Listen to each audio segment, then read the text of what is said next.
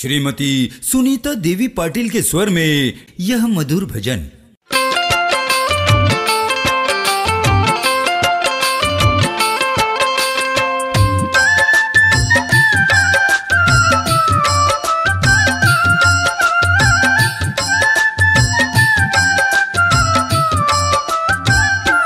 देखो आया मेरे बाबा गिरद गाँव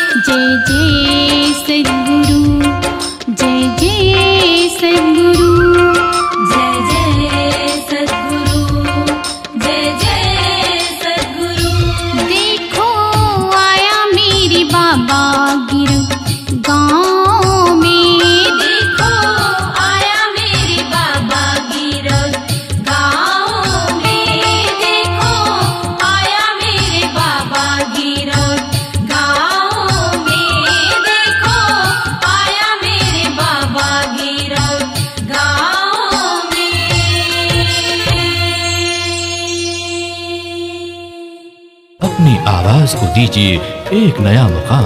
डिजिटल रिकॉर्डिंग की दुनिया का जाना पहचाना नाम स्वरांजलि, जहां गूंजती हैं ध्वनियां अपनी माटी की सौंधी सुगंध के साथ। छत्तीसगढ़ी संगीत के विविध रंग जो पहुंचाते हैं पूरे प्रदेश में डिजिटल रिकॉर्डिंग के संग।